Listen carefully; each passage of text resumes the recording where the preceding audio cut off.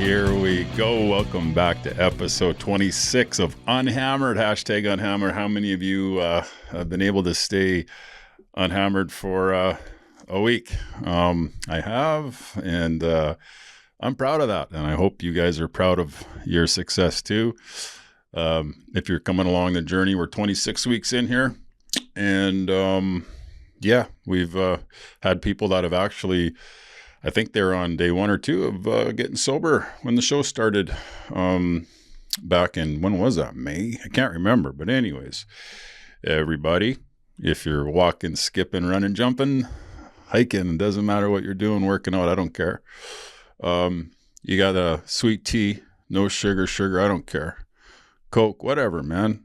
Fucking milkshake. If you've made her a day, month, a year, a week without taking a drug or a drink, let's cheers to each other because you guys are the miracle. Cheers. Woo. Yeah, I went back. I put some of that Tim Hortons sugar in there. It's the vanilla stuff, and it's like crack. This shit. I'm like, I don't think I'm going to use it today. And I open up the cover. I'm such a fucking addict. So I open up the cupboard, and I've got the sweet and low on one side, and I've got that sugar on the other side. And I go, grab the sweet and low, and I put it in the coffee. And as I'm stirring it, I'm staring at the other one.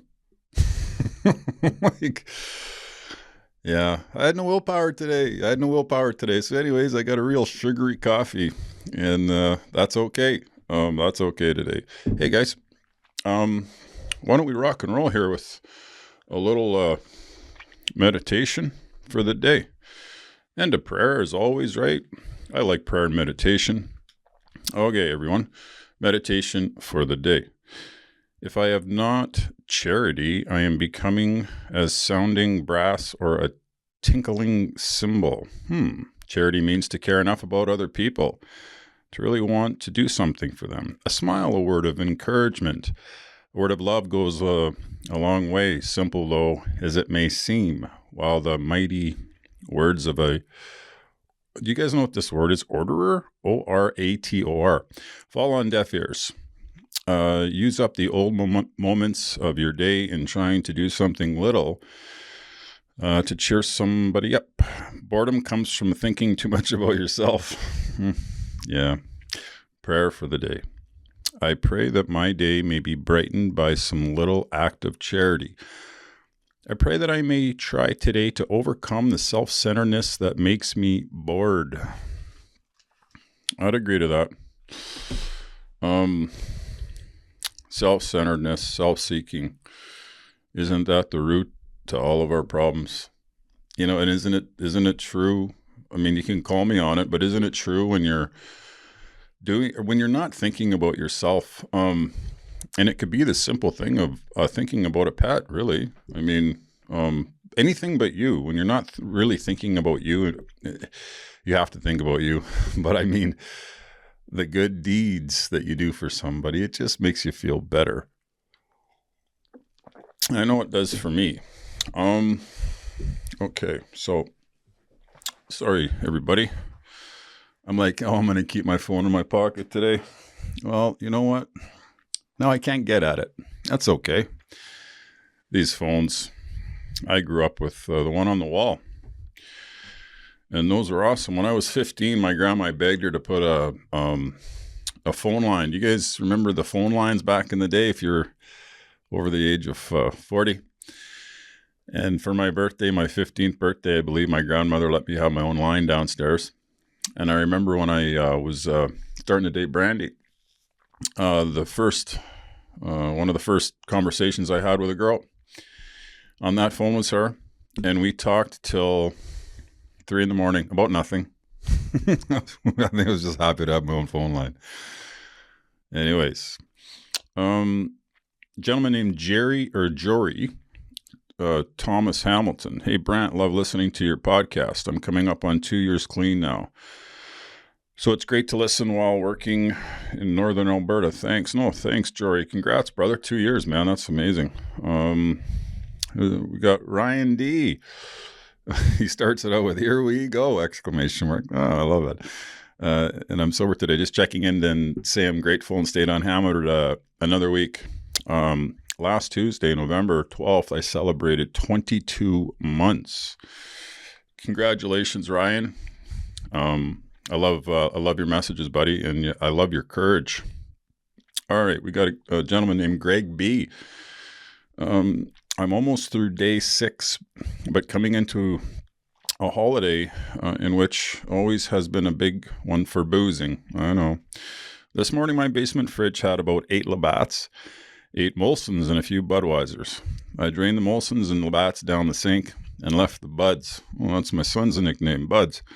Then we went back 2 hours later and told myself I was going to hedge my bets. The Buds went down the drain as well. And now the fridge looks like this. And he's got a picture. I wonder if I can bring it up here. Let's see here, guys.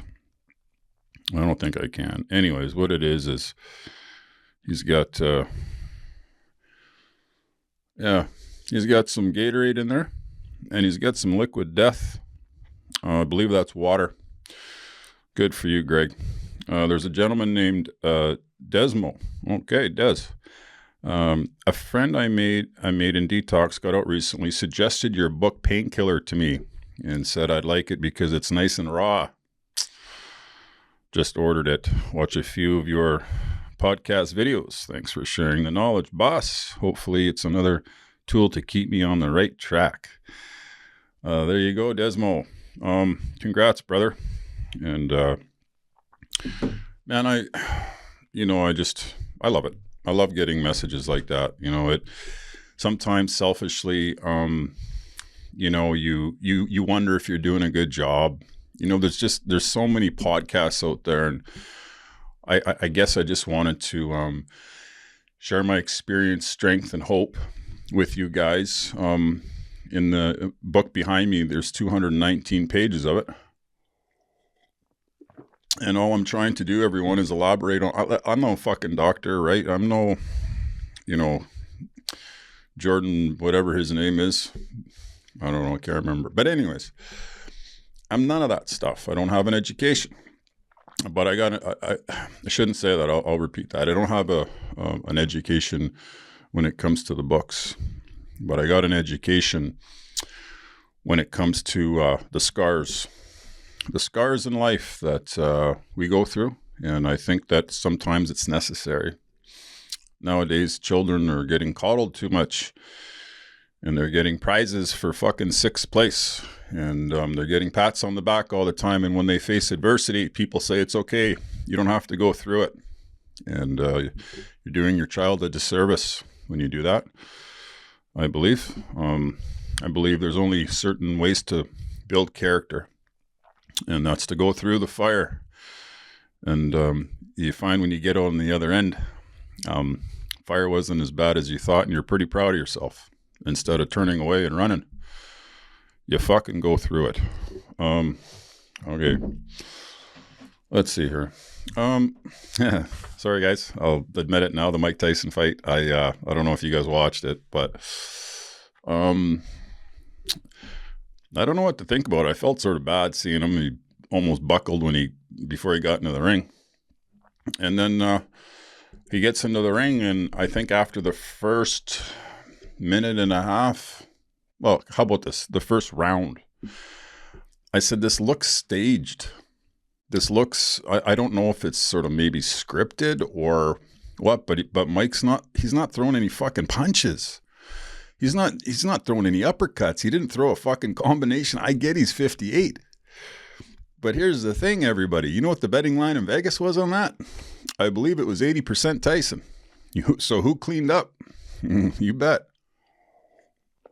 And I'll tell you why it was 80%, because of the fucking videos you guys were sending out of Mike Tyson sparring on all these reels and on social media. He looked like a fucking killer again. He looked like a killer. And I said, oh my God, he's going to get knocked out. He's going to get knocked out. The way he was hitting the bag and hitting the pads and working out and training and then pumping it up. And then he gets out there and his knees are stuck together and he can't move. And I'm like, what is going on here, man? Is there something like between these two guys? So anyways, I was wrong. I'm glad he didn't get hurt. But I would have stood there with my knees stuck together for 20 million at 58. Fuck yeah. All right, here we go. What do you guys been watching the news? You guys see what's going on in Russia and Ukraine and the United States, NATO they call it. Not good. I haven't followed a lot of the news, you guys, since COVID. Once that happened, I stopped watching the news for years. But then all of a sudden, I see a tweet from somebody, and it talks about the current sitting President Biden, saying that they're going to endorse these long-range missiles. And then the next thing you know, Mr. Putin fires back, and I guess he shot some missiles that were never used before, and now Britain and North Korea. I think it sounds like things are getting escalated, everybody. And all I know is that I'd prefer peace. I'd prefer peace with everybody on the planet, and this all comes down to, in my opinion, money. It always comes down to money. It always comes down to greed. And wars have been going on, I believe, since the caveman days, right? If I was a caveman and I had the bat, and I'm sitting in my shitty cave, and I see across the fucking river, there's another caveman, and he's got a nice big piece of beef or steak or whatever the hell he's got. And he's got a pretty good looking girlfriend. A little hairy, but she's good looking. I'm planning a way to go get him. And then if I got 2 or 3 and they got 2 or 3, we're going to do a little mini war, right? This has been going on forever.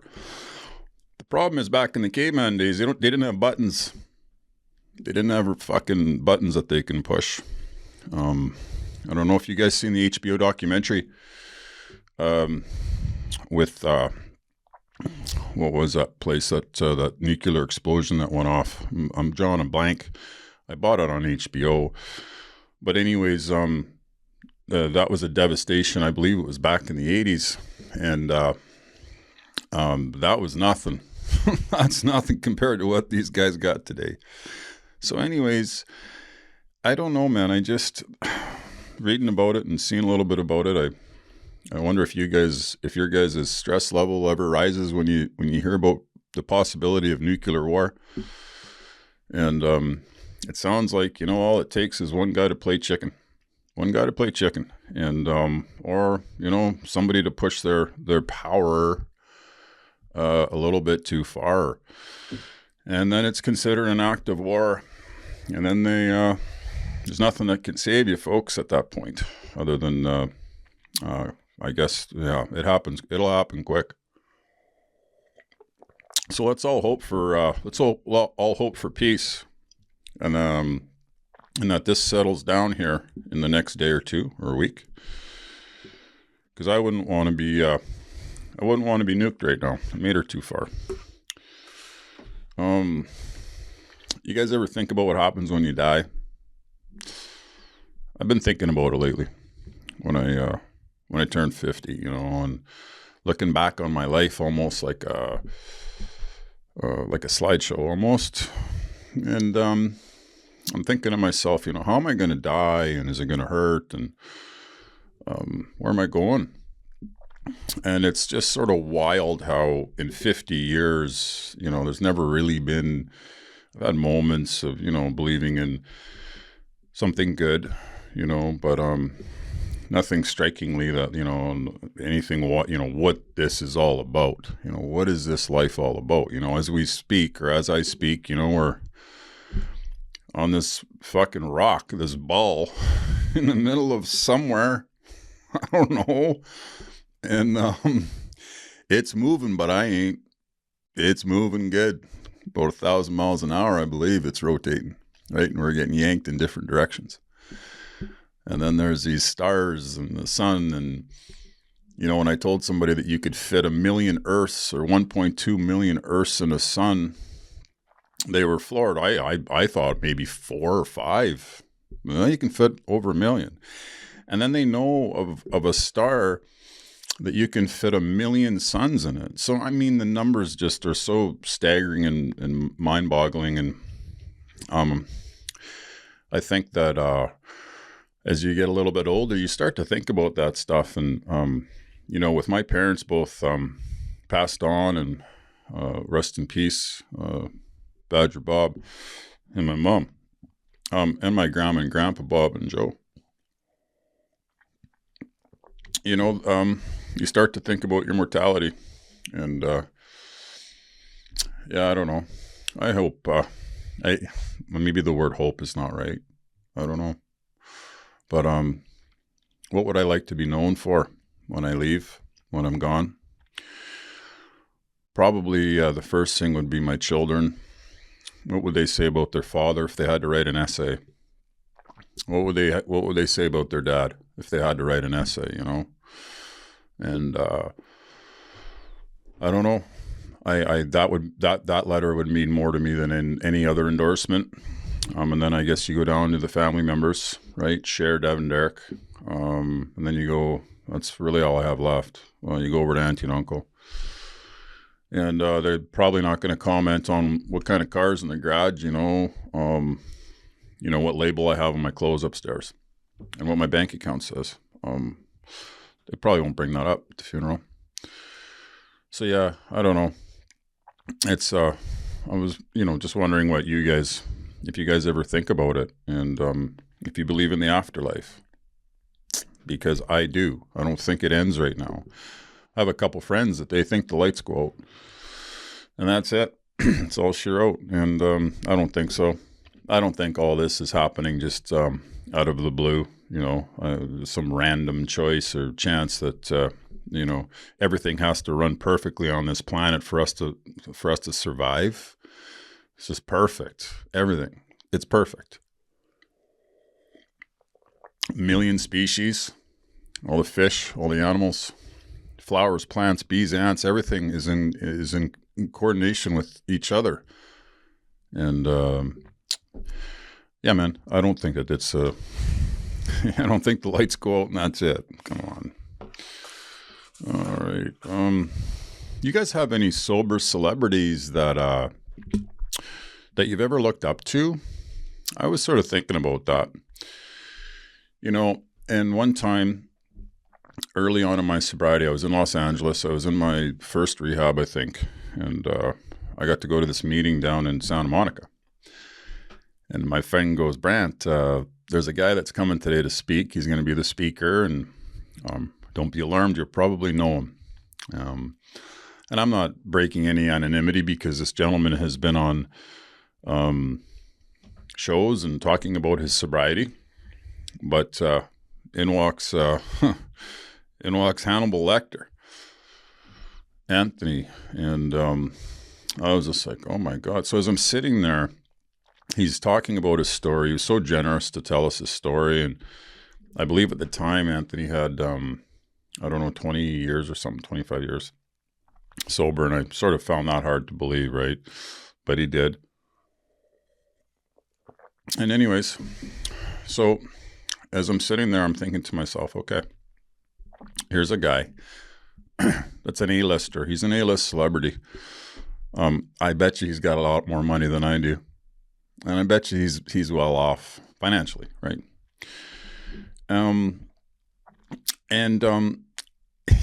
If he can get 25 years or 20 years sober with all this fame and fortune, hey, guess what, Brantt?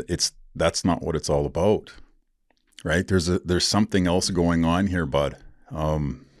You always thought when you had the thing, when you had the girl, the watch, the boat, the quad, the blah, blah, blah, blah, blah, you're going to be happy, right? It's going to fix something.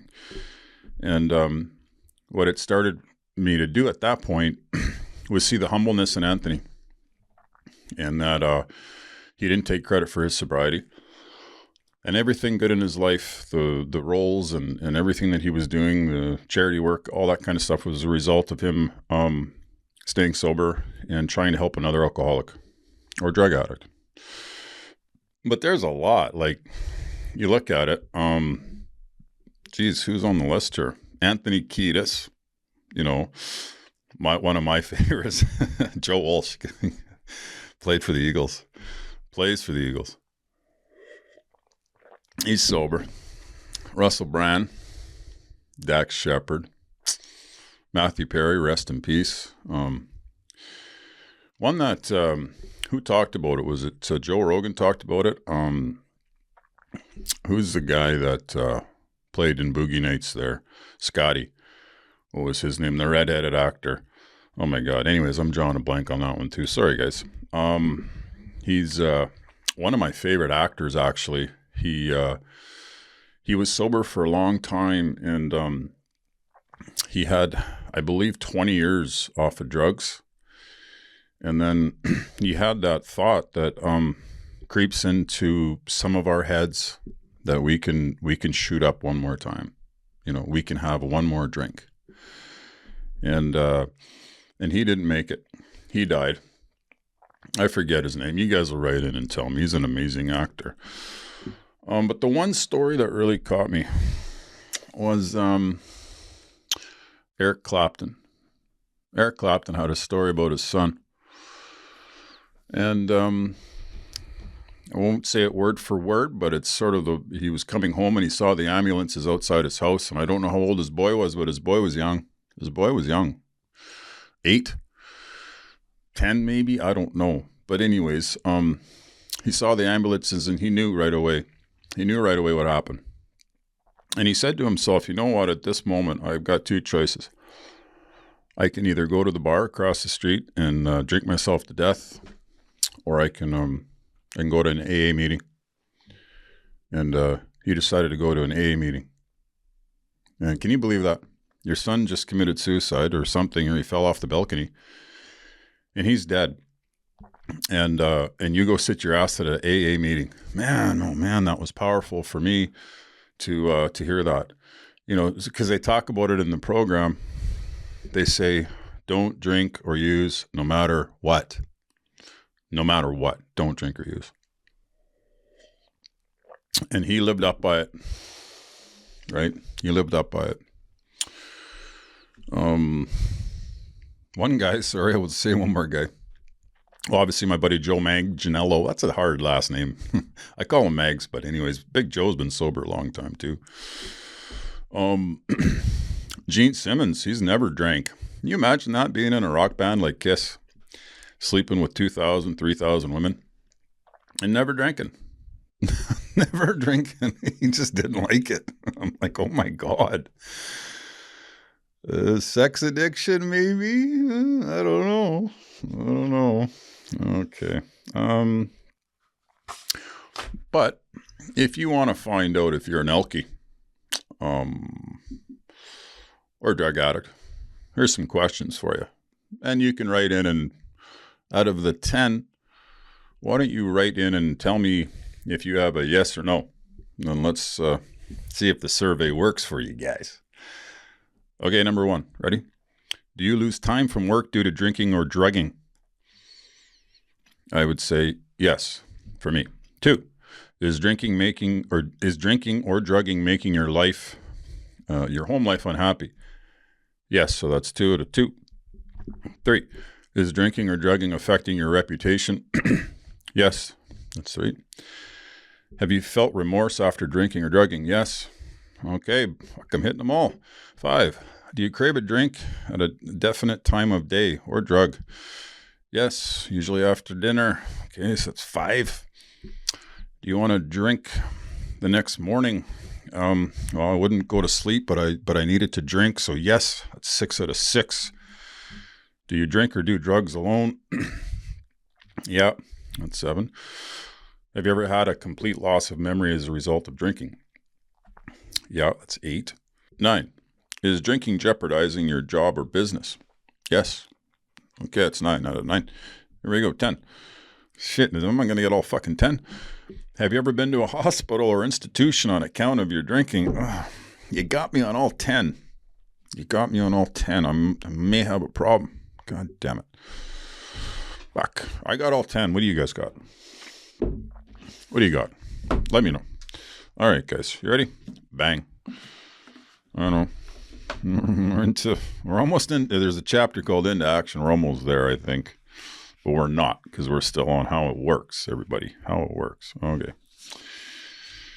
Here we go. We are now at step 3. Many of us said to our Maker as we understood him, God, I offer myself to thee, to build with me and do with me as thou wilt. Relieve me of the bondage of self, that I may better do thy will. And victory over them may bear witness to those I would help of thy power, thy love, and thy way of life. May I do thy will always. We thought well before taking this step, making sure we were ready, that we could at last abandon ourselves utterly to him. We found it very desirable to take this spiritual step with an understanding person, such as our wife, best friend, or spiritual advisor. But it is better to meet God alone than with one who might misunderstand. The wording was, of course, quite optional, so long as we expressed the idea, voicing it without reservation. This was only a beginning, though, if honestly and humbly made an effect, sometimes a great one, we felt at once. Next, we launched out on a course of vigorous action, the first step of which is a personal house cleaning, which many of us had never attempted.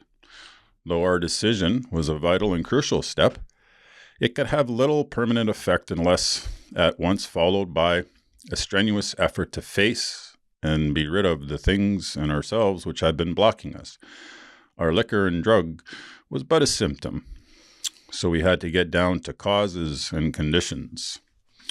Therefore, we started upon a personal inventory. Oh boy, you guys ever do a personal inventory? This was step 4. I've done one. A business which takes no regular inventory usually goes broke.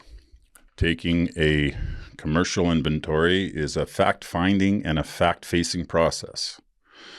It is an effort to discover the truth about the stock in trade.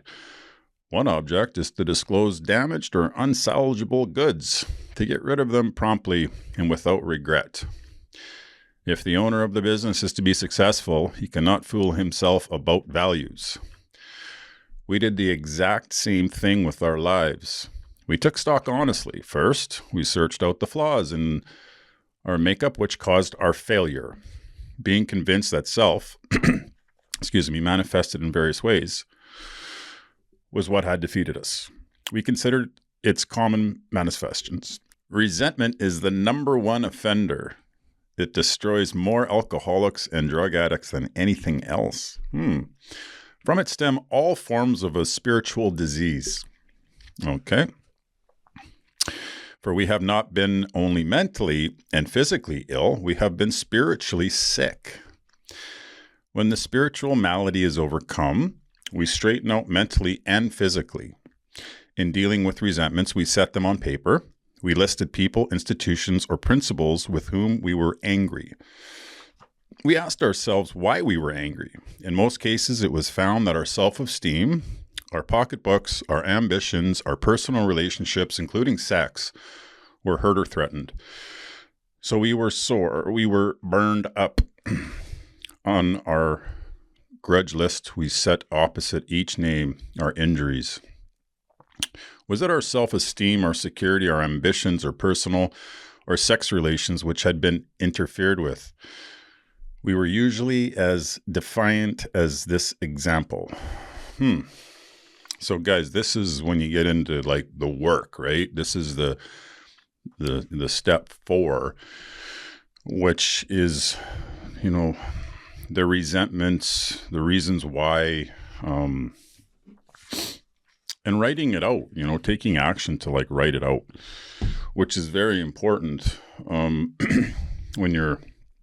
I'm not a big writer, but I remember in treatment when I was writing out my step 4, I think I had 13 pages of it. And God bless his soul, my sponsor, Jack, I read it out by the fire one night, before it got dark, obviously. And then he told me to burn it. And because that wasn't me anymore. And I remember that to this day.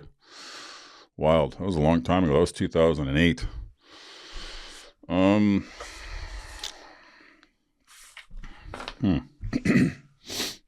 Let's see. You guys got any dreams that you want to attain, or that you've maybe wanted to go after and you didn't, or you did, even though the circumstances looked daunting? Well, for me, they did. An example would be when I got hired back by the Los Angeles Kings after I was suspended for life, and I had one thing in mind, though. I knew that if I could get sober and stay sober, that I could help a fellow NHL hockey player recover from a disease or maybe any type of addiction. So anyways, it